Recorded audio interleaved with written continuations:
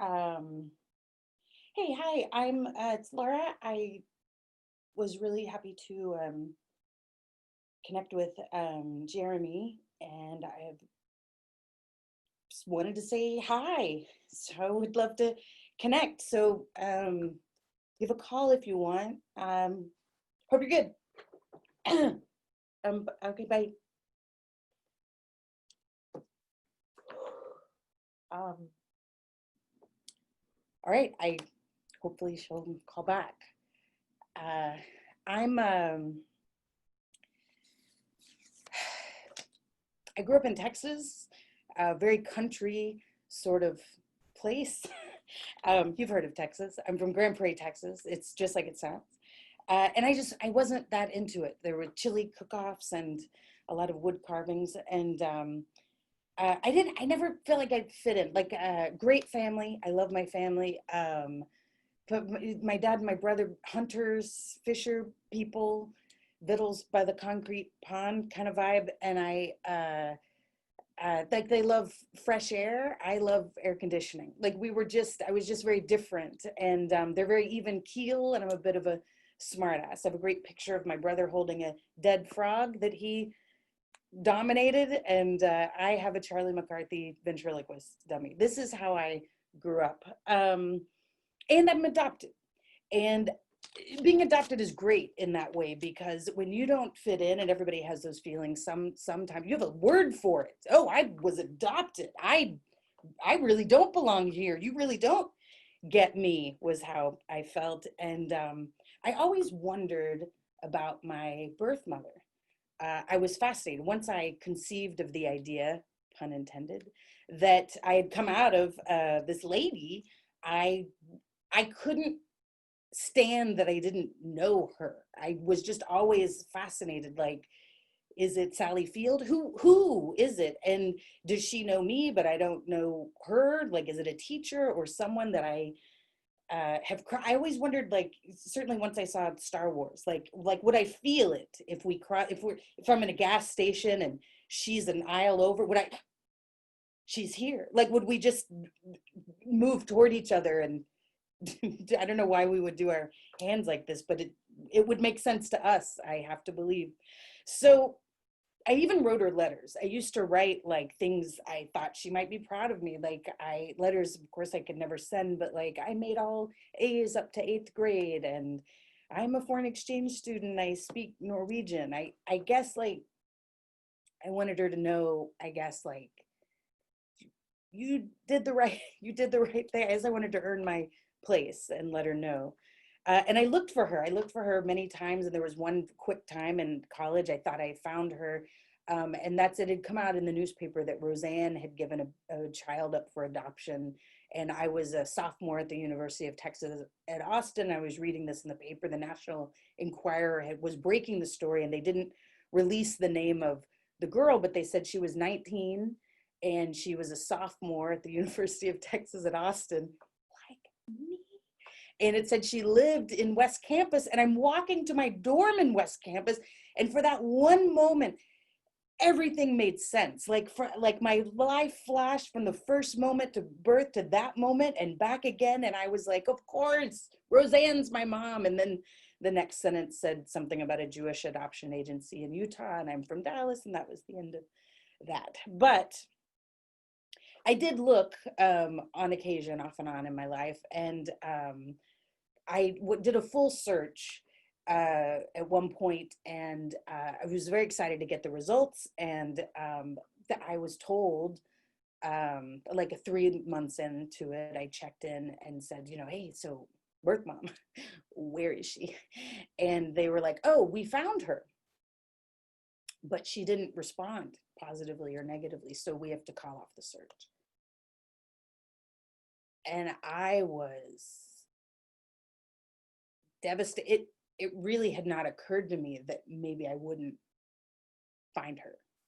And to be told in that way that just, oh, doors closed, you can't meet her. And he kind of heard the vitriol through my silence, and he picked up on my silent scorn and was like, well, we can refund half your money. And I was like, great. I mean, I wanted to meet the lady I came out of, but who can't use $150? So that was it for a couple of years. And then somebody told me about 23andMe. And my friend who told me about it was like, oh, it's so great. You can learn about your heritage and your genealogy, and there's a map of all the places you're from. And I was like, oh, it's totally what I want to know about. Not really. I'm going to go on there and I'm going to catfish my birth mother.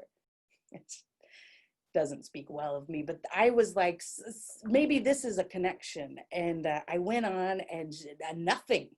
I mean, nothing. If you're on it, you'll know that you get pings. You have a new relative, and it's always a fifth or sixth cousin, and everyone is a fifth or a sixth cousin. We know that.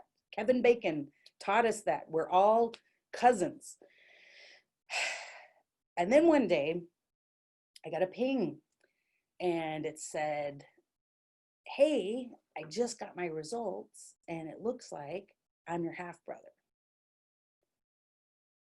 And I had never considered that I had brothers or sisters. I had never thought of siblings. I was sort of obsessed with birth mom, and we ended up texting and talking, and he's so great.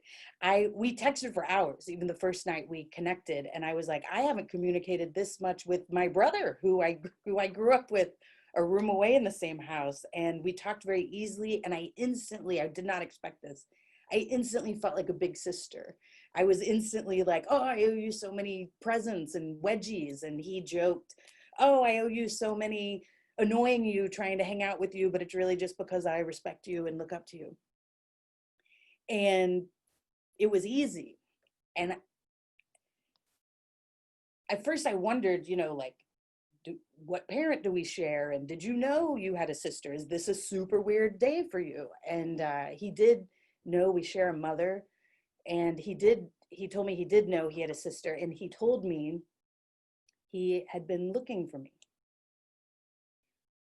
which in a way was all I ever really wanted to hear. And he also said, he goes, I found out about you, and I didn't know a lot, but he said, I was always kind of afraid I would accidentally have sex with you. And I was, I was like, excuse me? And I have another half brother, and I met him, and it was beautiful and great. And then a few minutes into it, he goes, you know what? I was always afraid I'd accidentally have sex with you. And I was just like, how much sex are these guys having? That's our genes. People want to have sex with us. That's my family. What? Anyway, I had this great relationship with him. He's awesome. And at first I wanted to know everything about birth, because to me she's this amazing mystery woman, and to him she's his mom. Like, he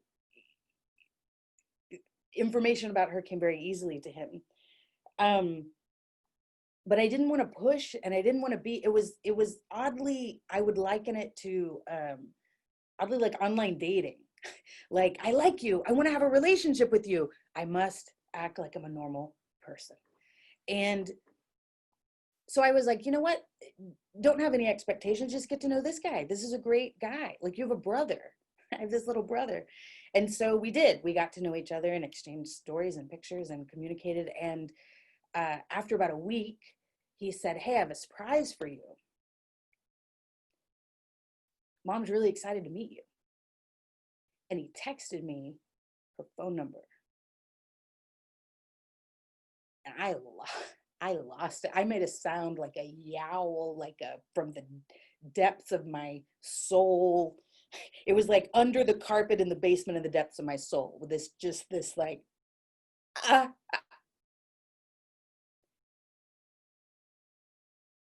I had wanted that for so long. And it was a Dallas number, just like my dad's. And she had lived a town over from my brother for decades. And I might have crossed paths with her. So much for the force and that theory.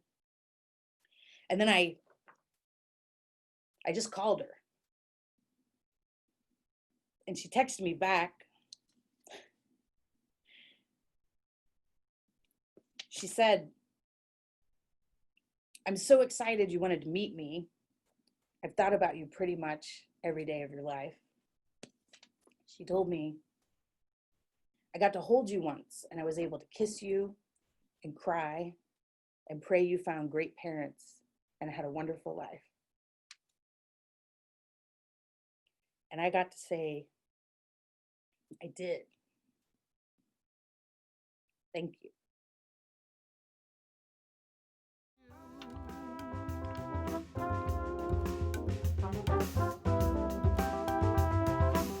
Yes, to be with you. Yes, hooray!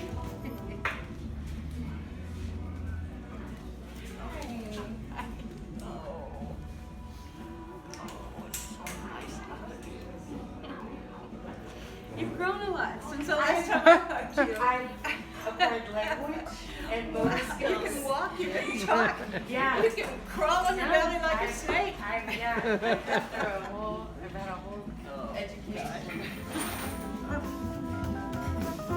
So glad. Yes, be with